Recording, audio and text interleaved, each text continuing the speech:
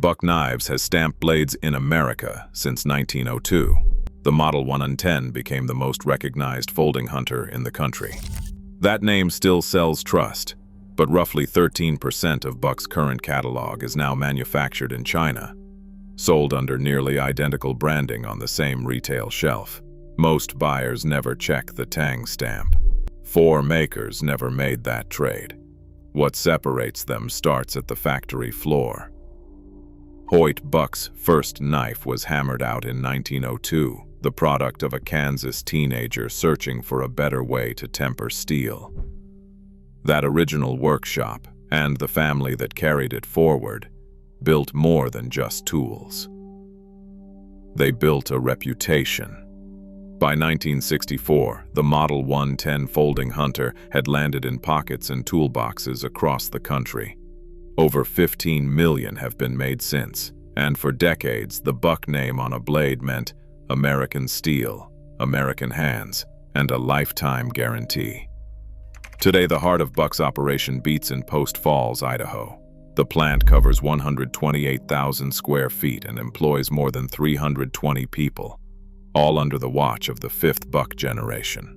Factory tours run weekly. The museum inside displays a century of knives and stories. For many, this is the gold standard where tradition is measured in heat, grind, and polish, not marketing. But walk into a Walmart or a big box sporting goods store, and the story gets complicated. On the shelf, 2 Buck knives sit side by side. Same logo, same box, same promise of quality. Only a tiny Tang stamp gives away what most buyers miss. About 13% of Buck's current lineup is made in China. The packaging does not change. The warranty does not change. The price does.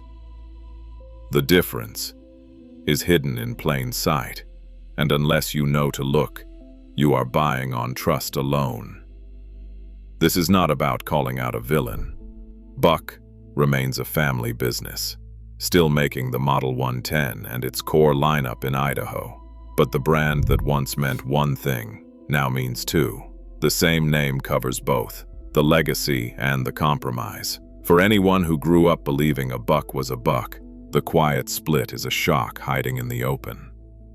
Case knives have always carried a weight that goes beyond steel and bone. The story starts in 1889, with the Case brothers selling cutlery from the back of a wagon in upstate New York.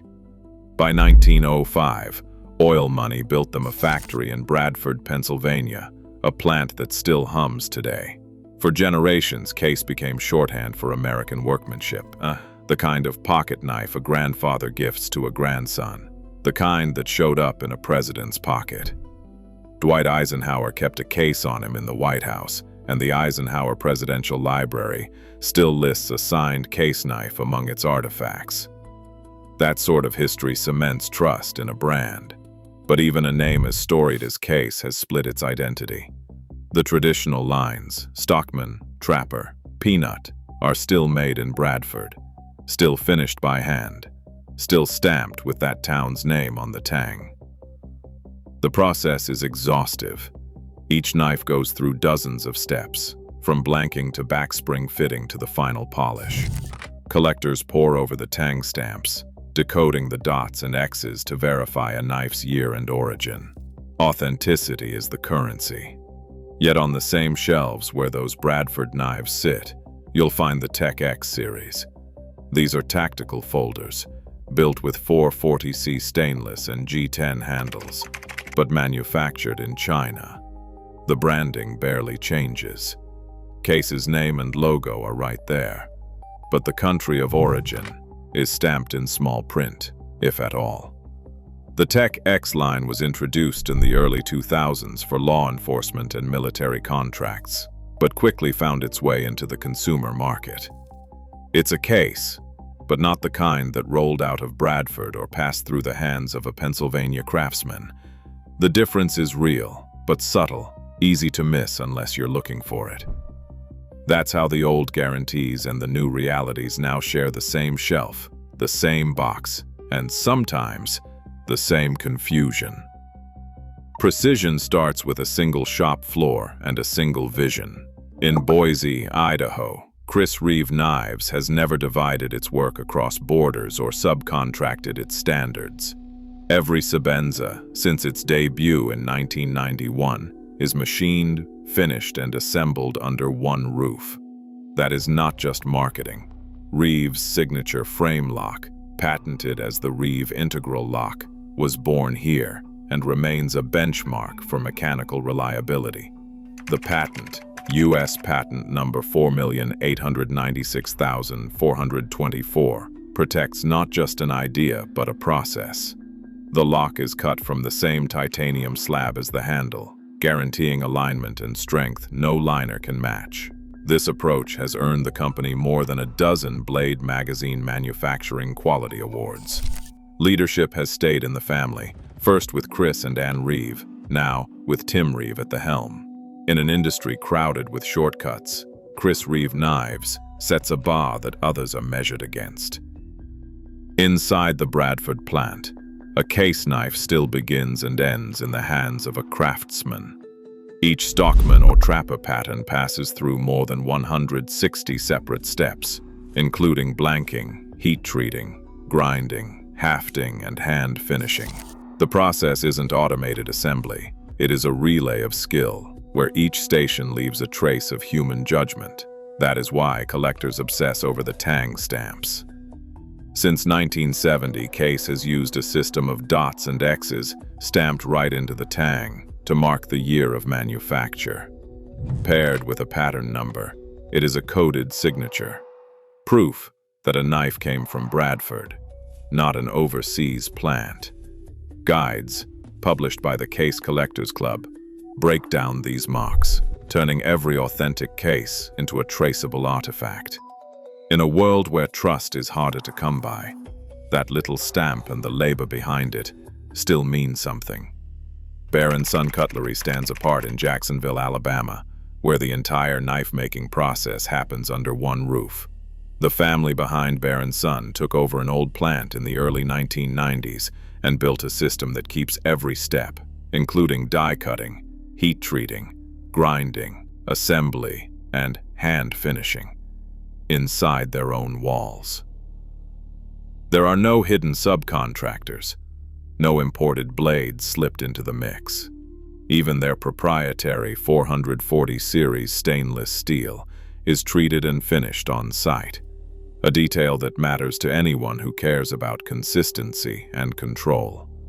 Leadership remains in the family, with Matt Griffey and his team overseeing daily operations. The result is a lineup of knives that can honestly claim American hands touched every piece, from the first cut of steel to the last polish. In a market crowded with shortcuts, Bear & Son's full process approach keeps the company anchored to its region and its roots.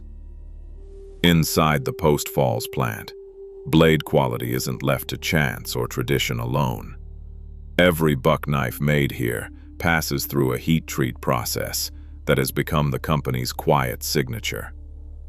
The method traces back to Hoyt Buck's original tempering experiments, but today it's a blend of metallurgy, computer control, and the legacy of Paul Boss, the master heat treater whose name is spoken with respect across the industry.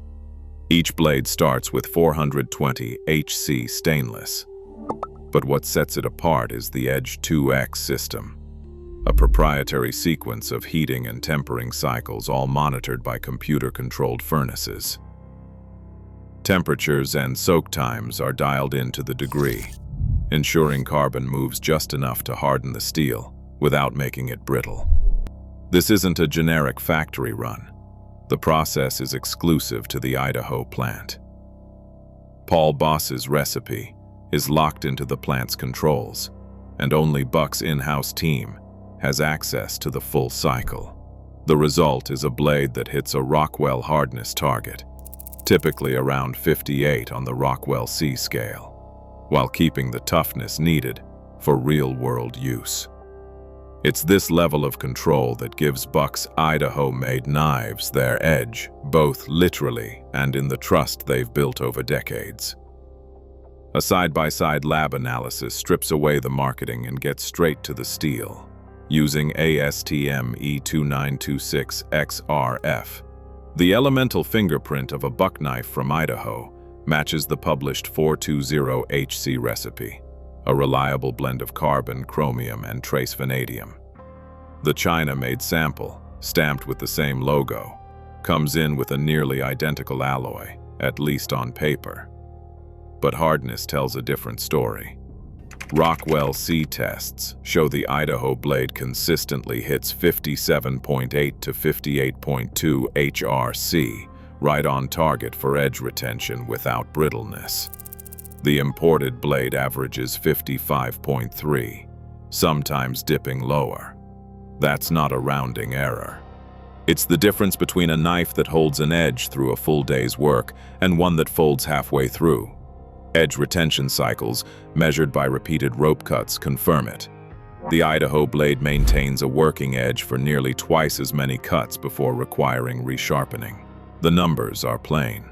Origin is not just a matter of pride or nostalgia. It is a measurable factor in performance, even when the blade looks the same and the packaging does not say otherwise.